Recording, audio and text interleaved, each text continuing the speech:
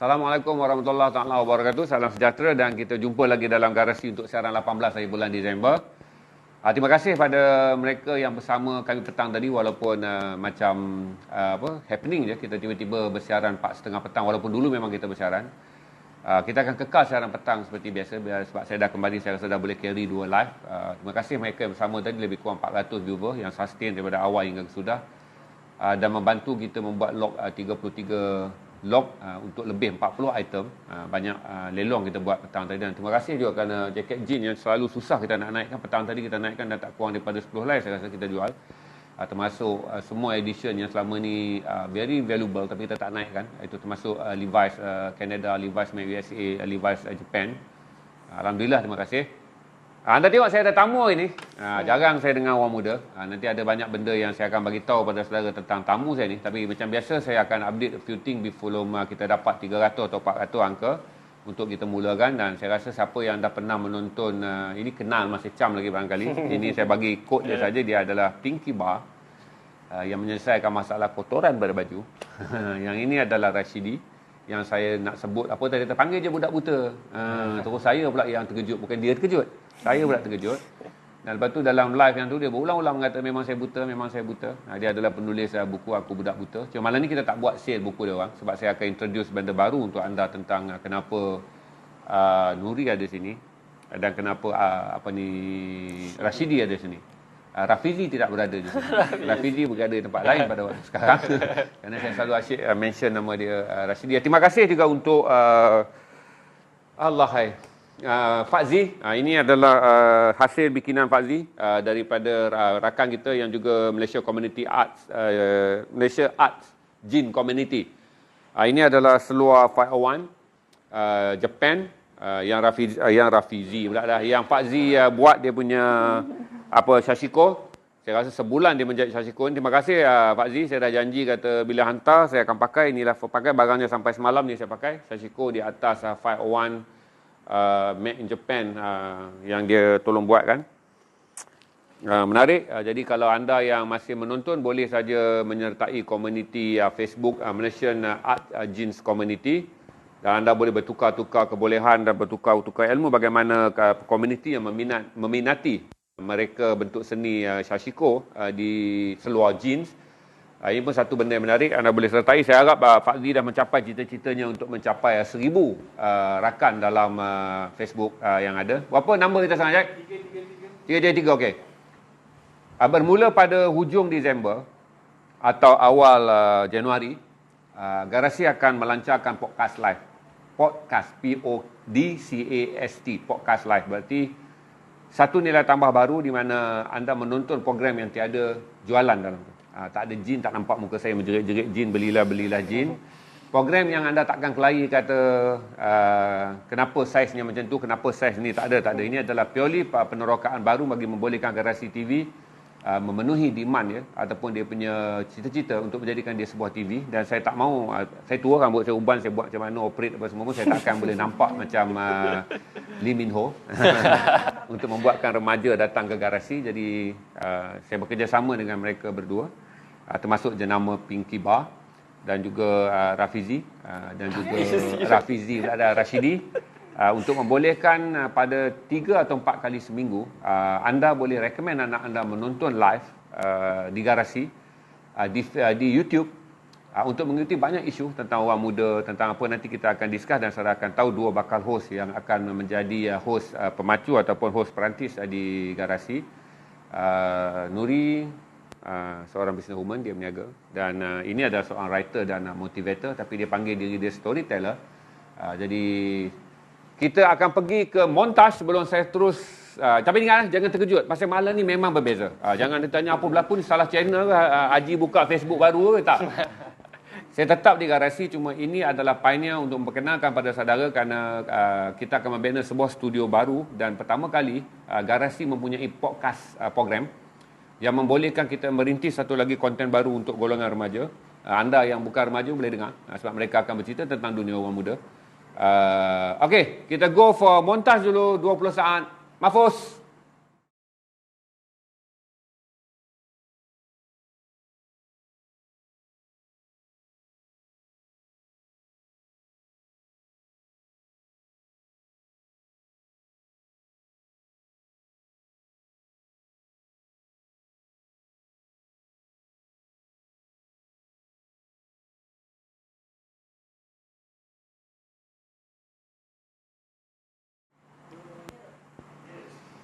Okey, bersama saya adalah Nuri. Saya tak boleh ingat nama penuh dia. Ini satu-satunya wanita yang saya boleh lupa nama penuh dia. Tak apa, Nuri Pinky Bar.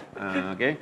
Dan ini adalah Rashidi Abdullah. Rafizi tiada di sini. Kalau saya tersebut nanti tersalah pun maafkanlah orang tu. Salah satu gangguan kepada orang tu adalah daya ingatan yang lemah. Kami akan melancarkan podcast.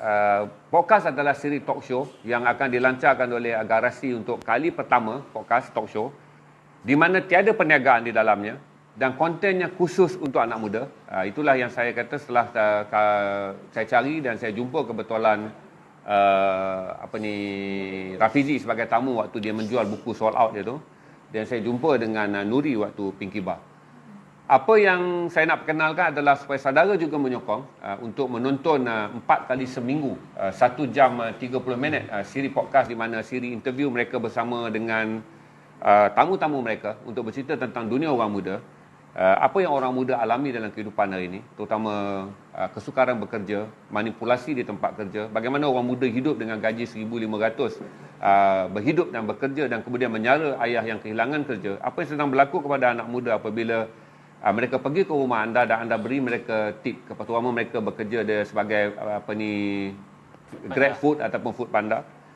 Sebenarnya apa yang berlaku pada mereka apabila anda berikan mereka tip, dan apa berlaku pada mereka bila anda maki mereka. Ini apa benda yang semua yang apa yang ada dalam dunia orang muda yang tak dapat diseluk dan tak dapat kita bincangkan. Podcast ini akan membicarakannya tanpa saya, tolong.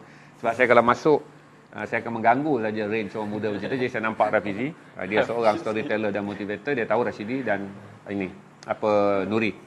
Okey, saya akan mula terus soalan je. Jangan rasa pelik, tuan-tuan boleh komen kata podcast patut ada apa.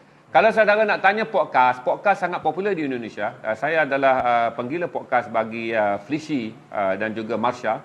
Saya penggila podcast Ayah Ibrahim. Saya juga penggemar kepada podcast Lilet. Dan juga paling orang tua macam saya, dah of course lah kita akan mendengar Deddy Corbuzier. Dan saya juga penggila podcast kepada Mary Riana. Mary Riana every morning adalah orang yang akan memulakan hari saya dengan motivasi luar biasa dari Mary Riana.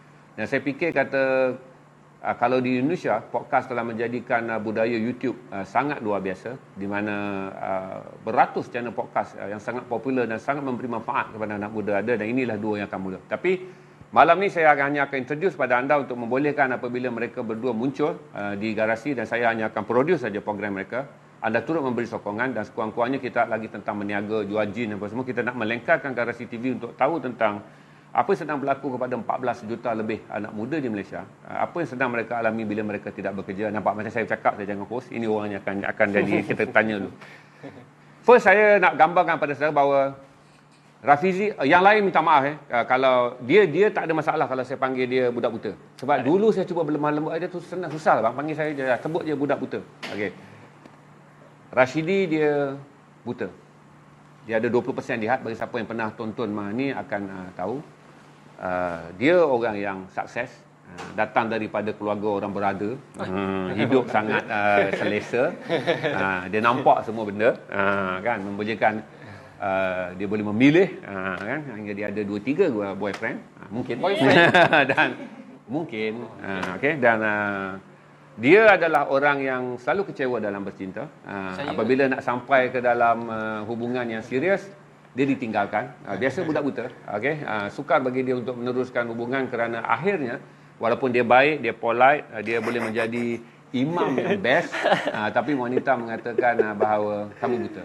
Jadi malam ni saya akan discuss tentang isu bagaimana kita melalui kehidupan dengan melihat orang di sekeliling kita yang mengalami kekurangan. Saya tak maulah sembang macam bersamamu pula. Nanti pekat menangis, dia ada menangis. Soalan saya yang pertama, Rashidi. Anda ada 29. 30 nilai anda akan turun 10%. 35 nilai anda akan turun 20%. Lepas 40 kalau anda tak berkahwin, anda akan jadi barang panda. Saya akan gulingkan di meja, gulung. Dan saya akan bagi tahu RM60 lock. Tapi post tak boleh, datang collect sendiri. Made in China. Made in tak kisah.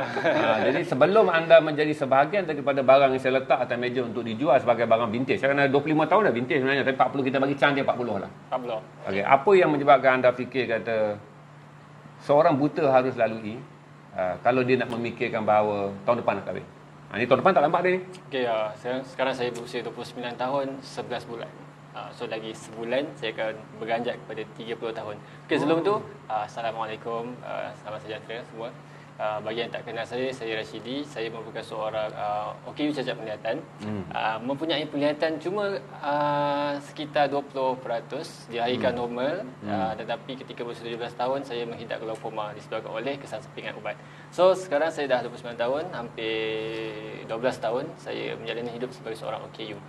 Okey, soalan dia tadi apa? Kalau anda akan berkahwin pada tahun depan, apa halangan yang terbesar anda mengatakan bahawa tak boleh berkahwin? Sebab anda buta atau apa? Saya nak paling senang, saya suka bercakap terang je. Podcast adalah satu benda yang dibuat untuk menceritakan barang yang kita tak mau buat. Itu adalah podcast. Ini saya tanya dengan saudara. Yang paling senang dia punya alasan dia bukannya sebab saya buta, sebab saya tak ada lagi calon. Okey. Itu soalan jawapan yang paling saya panggil jawapan paling selamat lah. Okey, dalam Alhamdulillah. anda tak boleh cover line. Sebab dalam banda kita tak cover. Kita tarik gundi, kita keluarkan semua. Kalau kita kata buka gundi, kita buka semua. Barang kepala kita jual, barang ekor kita buang. Okay, saya akan tanya semua. Mustahil. Okey. Tak apa, bagi saya masa. Supaya orang dapat tahu, dan saya nak orang tahu apa yang dialami oleh orang buta. Seperti saudara yang pernah melihat sampai usia 17 tahun. Sudah tentu adalah lelaki yang sempurna. Dia punya cabaran ni sebenarnya dia berbeza lah antara orang buta lain dengan saya. Macam saya, cabaran dia berbeza dengan orang lain. Mungkin ada orang buta yang dari lahir cabarannya lebih mencabar untuk mencari pasangan. Tapi sebenarnya dalam komuniti orang buta, antara buta sama buta tu dia mudah je sebenarnya untuk mendapatkan pasangan. Tetapi macam saya bukannya tak tahu kenapa boleh menjadi suka, sebab nak katakan memilih, taklah memilih, tetapi saya pernah menjadi seorang yang normal. Jadinya saya punya perasaan ataupun saya punya rasa tu seperti lagi macam orang yang normal. Tetapi saya sedar yang saya punya penglihatan adalah merupakan seorang OKU, tapi dari segi perasaan tu dia sebenarnya masih sama lagi dengan orang yang normal. So sekarang ni saya tengah cuba untuk bukan membuang lah, mengurangkan perasaan itu. Dia akan berpusing-pusing. Jawapan dia sharp. Kerana pada dia jawapan yang sharp, yang straight adalah sesuatu yang masih sukar. Itu biasa je. Siapa jadi host dia akan tahu bila kita gali. Kita akan tahu bahawa apa lagi yang menjadi iceberg untuk dia tak bercerita. Tak sekejap lagi. It take time. Okay? Dan kita pergi pada gadis ni pula. Dia dua sebenarnya tak kenal. Tapi sekarang dah kenal. Dan saya tak tahu apa berlaku. Tapi saya tahu mereka mungkin pernah dating. Mungkin. Ini bukan fitnah. Ini mungkin dalam podcast ramalan dibenarkan. Sebab kalau fitnah disebar-sebar. Ini depan orangnya. Nuri ni dia setiap masa dengan mak dia lah. Macam mana nak dating? Okey. Mami dengar tu. Okey.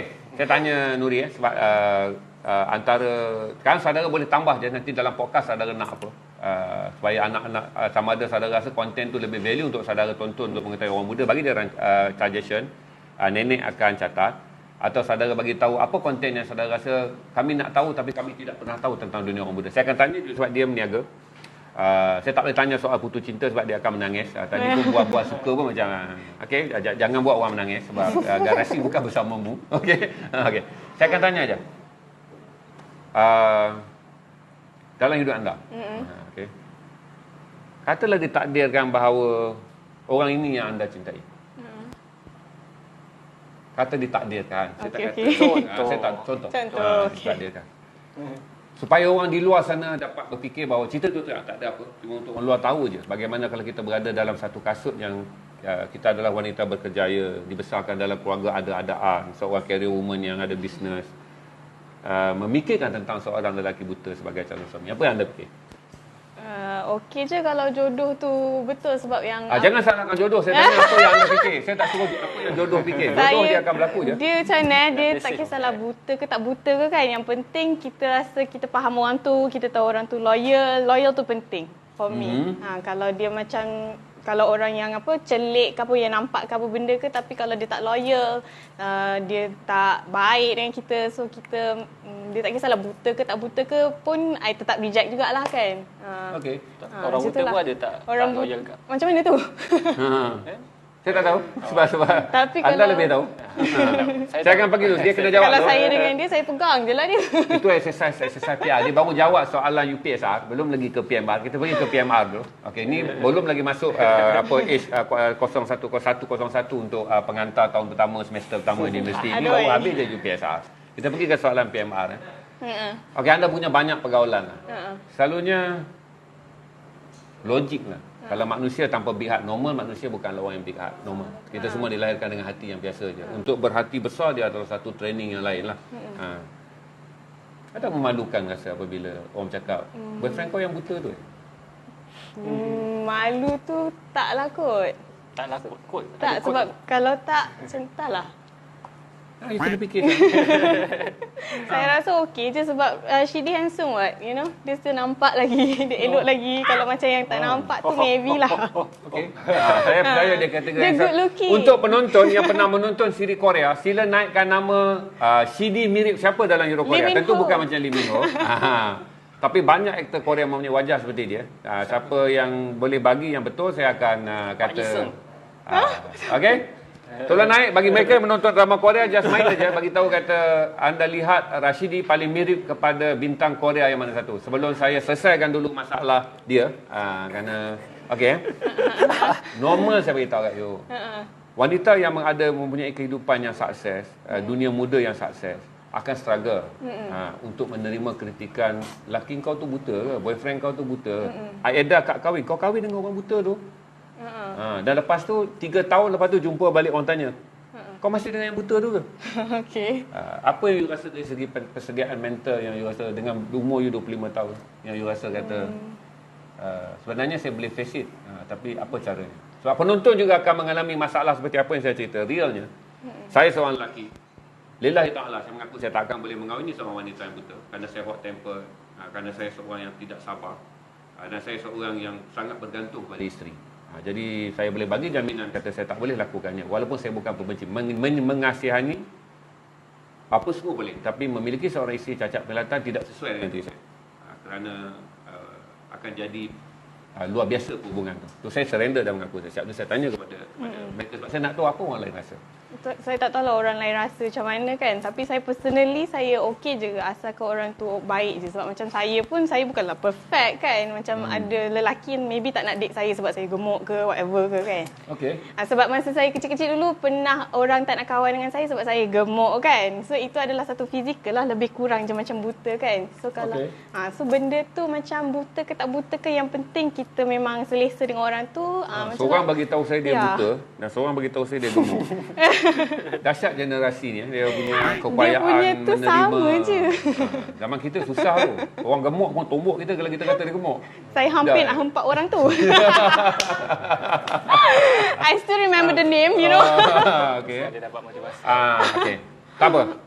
Kita dah habis bab tadi. Saya akan tanya pula. Penonton boleh tanya je apa yang nak saya carry sebab ini podcast. Saya nak dapatkan respon sebab saya akan preview balik nanti untuk melihat bagaimana sebenarnya bila saya live. Kita ada berapa views sekarang? 573 untuk dapatkan pandangan anda apabila anda menonton. Apa yang sebenarnya patut berlaku dalam podcast, apa yang sebenarnya anda ingin tahu. Sebenarnya saya nak cerita pada saudara Kerjaya. Dia umur 25 tahun. Dan Kerjaya adalah perniagaan. Dia follow ibu dia, of course lah dia akan menjadi perniagaan dia nanti kerana dia berhenti dalam career dia dan kemudian buat perniagaan sepenuh masa kan. Kalau dah kami niaga bandar ni life tak ada apa masalah. Sakit kepala jual buyer, sikit masalah, orang tu sendiri tak tahu pinggang seluar dia berapa. Lepas tu dia minta seluar, lepas tu kita pun dah hantar seluar. Bila sampai seluar tu baru dia ukur pinggang dia, baru seluar tu kecil atau besar lebih daripada pinggang dia. Tapi yalah, nak marah tak boleh, masa lock tu dia tak tahu pinggang dia. Dia excited, lepas tu dia lock. Dia lupa pinggang dia 30 adalah 30 tahun dulu. Rupanya pinggang dia dah 38. Itu masalah. Macam anda punya perniagaan yang anda rasa sekarang bila anda berniaga. Untuk seorang wanita muda seperti anda, kalau bertemu klien lelaki, banyak akan hidung belang lah. Kalau anda bertemu lagi, kemungkinan anda bertemu dengan yang dah licin. Macam mana anda mula fikir bahawa berniaga, muda, anak gadis, dan anda menghadapi customer, terutama lelaki? So far ni macam okay je customer tu, tapi adalah macam certain customer tu very fussy, macam kotoran yang apa, macam kita ni Pinky Bar ni dia bukan untuk cuci semua kotoran, tapi dia untuk cuci kotoran oil based stain yang macam dawat pan ataupun macam kesan makanan yang oil based tu, ataupun minyak hitam kereta ke apa ke. Tapi kita ada buat disclaimer lah macam tu kan. Tapi ada juga customer yang datang dengan kotoran yang macam karat ke apa ke, yang memang kita memang pakai apa pun lah tak boleh cuci kan. Tapi pun dia macam nak complain lah macam tu. So apa yang cara kita handle tu adalah cara macam kita bagi tahu lah Pinky Bar ni macam mana fungsi dia. Macam tu lah. Tanya soalan. Tu tak ada soalan ke? Hampir menjawab. Hampir jawab. Cuma saya akan tanya dekat dia, macam mana you manage? Macam mana manage tu? Macam saya memang sakit kepala. Ada masa saya akan marah dan orang tahu dalam live kadang-kadang saya naik angin pasal jual buyer, dan saya naik angin pasal macam-macam orang. Sebab saya akan menganggap bahawa customer is right dah berlalu. Saya akan bagi tahu the deal should be fair. Dan kedua-dua orang saling menghormati. Wang tidak besar, barang pun tak besar. Tetapi keikhlasan berlaku apabila orang ada wang nak membeli barang pada orang yang nak jual. Dalam generasi anda, bagaimana anda menghadapi orang yang saya kata banyak kerana dan kadang-kadang kalau sampai bersifat kurang ajar? Macam mana you manage? Kalau macam mana manage tu, usually kalau macam benda tu saya sendiri tak boleh fikir, saya tak boleh jawab sebab saya dalam bidang ni, yes 3 tahun dengan mak saya, tapi sebelum ni saya bekerja dekat tempat lain kan. Saya akan tanya mak saya dulu macam mana nak jawab handle orang ni, sebab since dia lebih berexperience kan. Tapi so far saya boleh jawab sendirilah sebab saya pernah bekerja dekat customer service, so saya tahu macam mana nak handle customer yang datang kedai memang mengampus-ampus macam tu. Macam apa? Pernah merampus-rampus yang macam sebab mengamuk, yes. So sebab saya jual jewellery yang mahal time tu kan. So customer tu bila dia beli something yang mahal, dia ingat benda tu akan sentiasa cantik, sentiasa ni, padahal dia pakai benda tu macam lasak lah, rosakkan benda tu lah apa semua kan. So kita manage customer expectation juga. Okey. Macam tu lah. Saya manage anda ada senang dah ada. Tapi tak cerita sebab ini show dia. Yang menonton hanya out. Kita harap kita capai 600 ke 700 ni hari. Kerana podcast ni akan dilancarkan sebab kami tengah cari kontraktor je untuk setkan studio, kerana saya excited untuk mulakan podcast ni sini. Betul. Okay, dia pernah nampak. Saya satu benda bila saya tengok dia, saya akan rasa tersentuh adalah saya selalu membayangkan dia boleh bermain bola sepak hingga umur 17 tahun. Kemudian tak dapat melihat, dan lepas 12 tahun sampai sekarang penglihatan dia tinggal 20%. Susah lah kalau saya ingat saya 17 tahun boleh mandi kolam lagi. Saya masih boleh travel, saya kuat camping, saya berniaga, bertumbuk pun. Dan dia hilang semua benda sikit mata. So, saya nak tanya dengan you, apa yang you rasa lepas ke depan, masih ada lagi tak memory kenapa aku buta? Soal tanya dengan kita, apa aku patut buta? Okay, alangkah baik kalau aku tak buta. Bila dah 12 tahun ni, dia dah macam persoalan tu dah semakin hilang, dia dah bertukar dengan soalan yang baru. Sebab persoalan yang macam aku cakap tu, kenapa aku buta, kenapa dia macam ni, itu di awal-awal ujian saya dahulu dalam 2-3 tahun macam tu, itu memang soalan yang wajib lah, soalan yang sering ditanya oleh hati saya sendiri, sebab benda tu baru jadi dekat kita. So nak menerima benda tu sangat-sangat sukar. Saya tak tahu macam mana penerimaan orang lain bila mereka diuji, sebab bagi saya semua orang tu dia ada cara tersendiri untuk mengawal dia punya emosi, menerima tekanan semasa ujian tu. So macam saya waktu tu memang jujur saya memang tak ada motivasi yang tinggi, sebab seorang remaja bila tiba-tiba kena macam tu, dia kita akan rasa macam sangat-sangat down, dan kita akan mula menyalahkan takdir waktu tu lah. Sebab yang macam saya pernah cakap sebelum ni pun, saya jadi macam tu sebab bila tengok kawan-kawan saya yang dah berjaya, yang dah masuk universiti. So benda tu yang menekan kita untuk mengeluarkan soalan tu. So bila kenapa aku buta? Kenapa aku buta? Sebab yalah kita pun nak berjaya, tapi kenapa Allah sangkutkan kita dekat level tu untuk jadikan kita macam tu. Waktu tu saya tak faham, saya tak nampak lagi apa hikmah. Saya tak fasih lagi tentang apa benda tu hikmah, musibah tu apa, ujian tu apa, cabaran tu apa. Sebab waktu tu kita tak ada apa-apa persediaan. Persediaan kita waktu tu cuma nak ambil peperiksaan SPM tu je. Kita tak ada pun motivasi diri yang tinggi waktu tu. So bila dah di usia tu diuji sebegitu, dia jadi satu cabaran untuk menerima lah. So bila dah dalam tempoh 3 tahun 4 tahun macam tu, dia dah makin lama makin slow benda tu. So bila naik ke tempoh ke 5-6 tahun, dia punya persoalan jadi lain pula. Macam dia memori tu akan datang balik kan. Bila macam kita tengok orang setiap hari, contohlah kalau sekali keluar saya akan tengok orang bawa kereta, orang bawa motor. Itu pun mendatangkan kecemburuan kan kepada saya. Sebab kadang-kadang orang yang naik basikal lah, contoh saya sering bila saya bercerita dengan orang, saya akan bagi contoh. Saya cemburu tengok orang naik basikal. Sebab apa? Sebab saya tak boleh nak bawa basikal. Mungkin orang yang naik basikal tu tak ada rasa apa-apa. Tapi sebagai seorang yang dah tak boleh nak melihat dengan sempurna dan nak bawa basikal pun, nak mengayuh basikal pun dah satu cabaran yang sangat besar, benda tu akan kita rasa. So macam orang lain, dia memang dia berbeza-beza lah. Orang lain mungkin yang contohnya yang OKU fizikal lain, dia punya cabaran dan persoalan dia. Orang buta ni lain persoalan dia, orang pekak, bisu lain persoalan dia. Dia berbeza-beza. Tapi dia punya main point dia ujian tu je lah.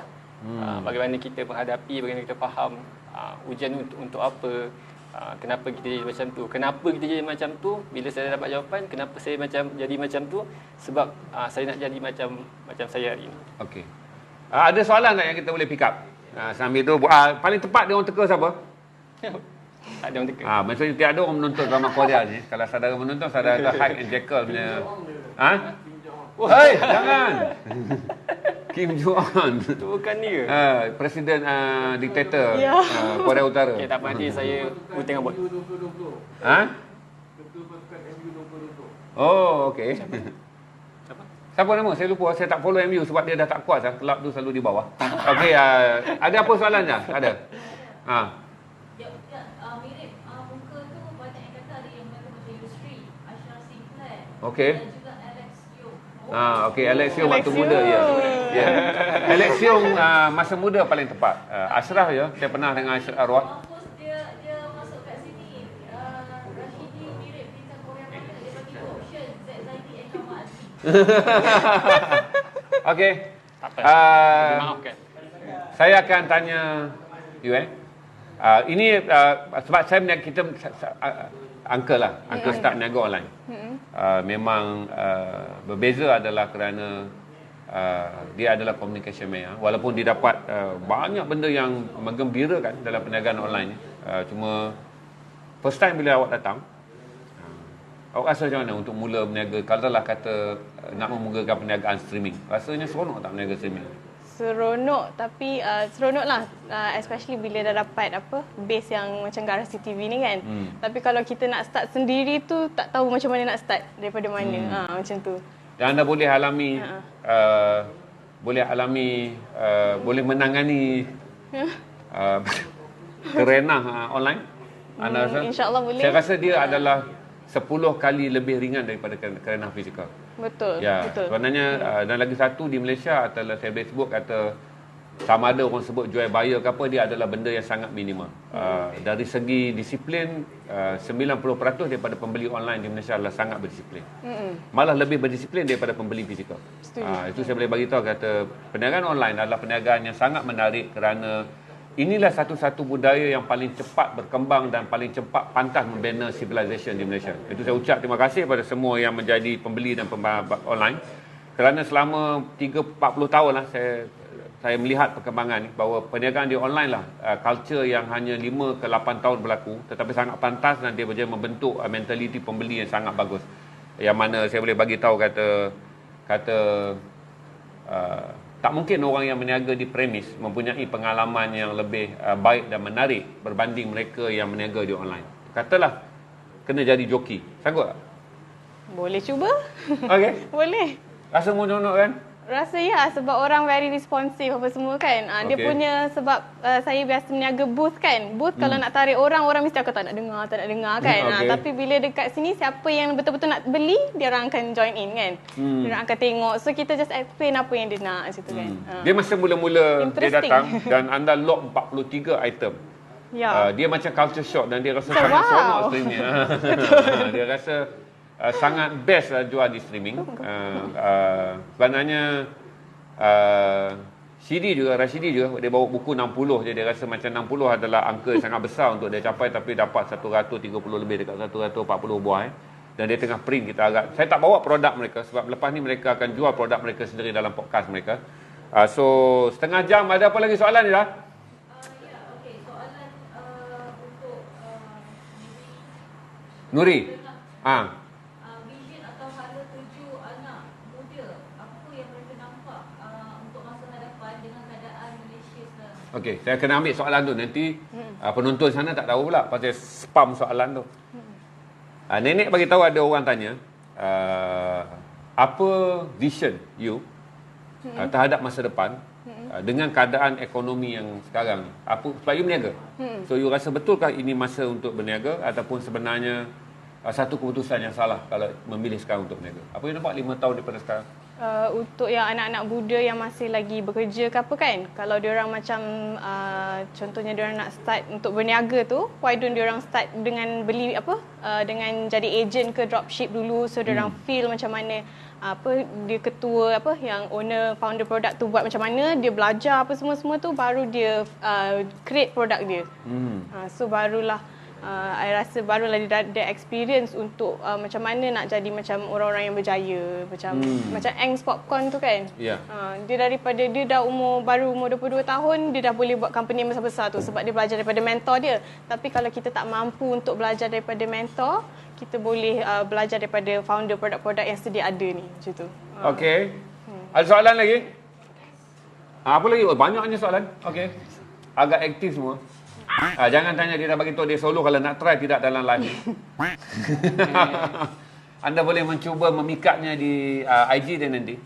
Tidak dalam live ni. Kebanyakan anak muda yang hala tuju pendidikan mereka dengan minat dan kerjaya akan datang. Macam mana? Adakah akan seiring atau ada yang macam jauh daripada apa yang dia... Soalan tu pecah kepala. Menteri Pendidikan je yang boleh menjawab. Tapi tak apa, saya cuba tanya je. Cuma saya bagi tahu mereka bertanya tentang orang belajar. Saya selalu share dengan dia orang bahawa dalam kadar pengangguran sekarang ni 4.7% guna tenaga yang kita panggil orang yang ingin memohon pekerjaan tapi tiada pekerjaan. Di dalam negara ekonomi sihat dia mestilah di bawah 3%. Berarti Malaysia ada lebih kurang dalam 700 ke 800,000 orang yang menganggur sejak COVID. Dan by tahun ni 31 Disember kita akan buat akaun dengan mengatakan 300,000 graduan baru keluar. Dan macam mana dia akan menyertai 700,000 orang yang tak bekerja dan beratus-ratus ribu lagi yang dibuang kerja. Itu gambaran yang untuk dia. Jadi dia orang tanya, macam mana you lihat belajar dan juga kemudiannya berkelulusan tapi mungkin tak ada kerja. Saya pun tak nak beritahu, ramai saja budak-budak yang bawa Foodpanda adalah pemegang degree. Saya pernah pergi ke kedai gunting rambut. Budak tu adalah engineer balik daripada Newcastle, England. Terkejut saya. Rupanya dia tahu gunting rambut dan dia kerja di kedai orang dengan mendapat komisen RM8 per head. Dan saya tanya berapa bulan, 4 bulan, dan dia happy tu daripada ni. Jadi apa yang anda nampak kata? Pandangan saya sebagai anak muda lah, sebab masa dulu saya graduate Masscom tau. Tapi masa mula-mula saya tahu nak cari kerja dalam Masscom tu bukanlah gaji yang besar ataupun bukanlah yang sesuai dengan saya time tu kan. Sebab kalau start pun dalam 1K macam tu kan. Lepas tu masa mula-mula after saya graduate tu, saya mula bekerja dengan ibu dulu. Dah after kerja dengan ibu, saya rasa macam time tu buat company architecture. Tapi macam tak kena dengan diri saya, so saya try masuk retail. Sebab dulu aunty saya memang kata retail ni boleh membawa duit yang banyak lah. Kan. Lepas tu dia tak semestinya apa yang kita pelajar dekat universiti tu kita dapat kerja tu lah. Contohnya macam kawan saya pun dia belajar bahagian engineering. Tapi last dia kerja McDonald's di Singapore sebab payment sana lebih banyak. Ya, kan? saya setuju tu. So kita life decisions lah, apa yang kita rasa sesuai dengan kita. Tak semestinya apa yang kita belajar tu kita terus dapat masuk macam tu. Itu dalam drama je rasa. Okey, kita akan pergi ke soalan terakhir kerana saya akan ambil respon lepas preview malam nanti, dan podcast ni saudara akan dapat tonton dia berdua saja di garasi setiap 3 atau 4 kali seminggu, tapi live ni adalah di di YouTube. Ada banyak-banyak guest yang dia orang akan bawa dan tak payah jumpa seluar jin dan tak ada orang paksa saudara lock apa-apa. Saudara hanya perlu menonton dan subscribe je.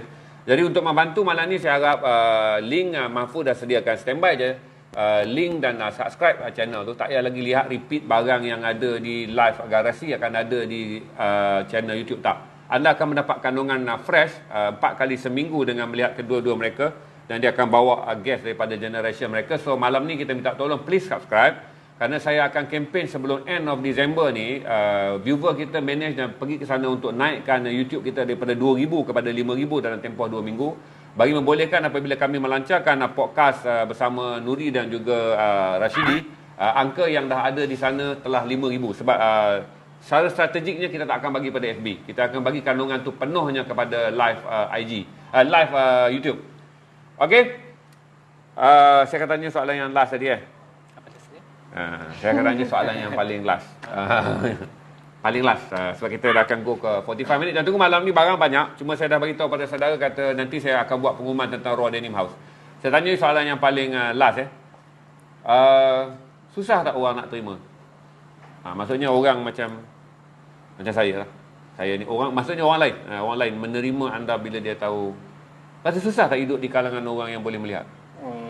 Penerimaan seseorang tu dia berbeza-beza. Macam Uncle cakap tadi, Uncle tidak boleh menerima perempuan buta.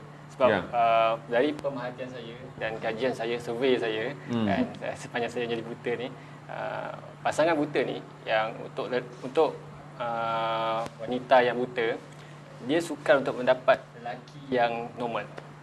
Tetapi lelaki yang buta lebih mudah untuk mendapat perempuan yang normal. Itu kajian saya. Oh ya. Jadi saya tak berada dalam keadaan yang sangat salah lah. Tak salah. Itu normal lah. Saya normal lah. Betul. Okay. Akan normal. Sebab bagi saya mungkin lelaki mengharapkan sesuatu yang lebih untuk macam Uncle cakap dia, Uncle mungkin boleh jadi pandai-baran, tak sabar. Sebab perempuan ni dia punya sifat dia kita tahu, lagi lembut, lagi senang menerima sebenarnya. Saya harap adalah perempuan nampak saya puji dia orang.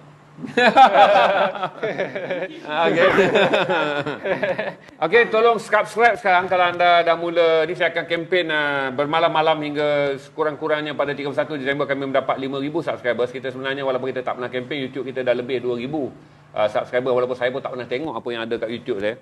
Sebab saya tahu dia adalah repeat apa yang ada dekat FB. So anda untuk yang terakhir, apa yang anda akan minta kepada semua penonton yang ada, walaupun mereka adalah senior dan tak biasa dengan isu orang muda, untuk pindah ke channel bila dah mula podcast anda dan Rashidi? Apa yang anda nak minta pada dia orang? Tonton, kami akan buat program supaya mereka semua sekarang yang menonton ni akan kemudiannya melanggan. Kepada yang menonton Garasi TV ni, boleh boleh pindah ke YouTube lah pula. Nama Garasi TV ya. Nama Garasi TV juga. Subscribe ya. Subscribe kita orang punya YouTube. Lepas tu subscribe kita. Lepas tu kalau boleh suggest lah apa-apa yang konten yang menarik yang korang rasa korang nak tengok kan. Nanti kita akan kupaskan isu-isu tu. Okey. Yang pastinya kalau korang nak muncul dalam YouTube tu pun boleh komen. Kalau ada cerita. Kami punya macam visi lah. Kami tidak mahu menghukum jika ada satu isu tu. Kami tidak mahu menghukum, tak mahu menyuri apapun, sekadar untuk mengupas dari sudut pandangan yang positif saja. Okey. Kami tak akan menghukum jika walaupun yang salah tetap salah, tetapi bukan tugas kami untuk menyalahkan mereka. Betul. Kami akan cuba berbincang dan secara lebih terbuka.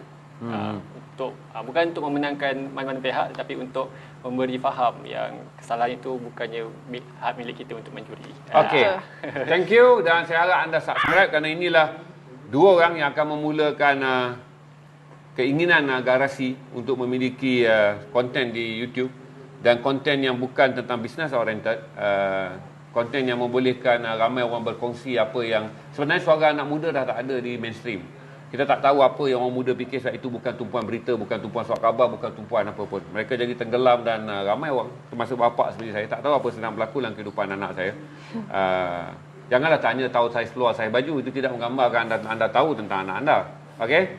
Dan kita break, dan lepas ni jangan lupa untuk melanggan, dan kita akan pergi pada jualan lepas ni, dan saya akan buat pengumuman mengenai kempen Raw Denim House selepas ini. Thank you Rafidi dan Nuri. Thank you. Terima kasih.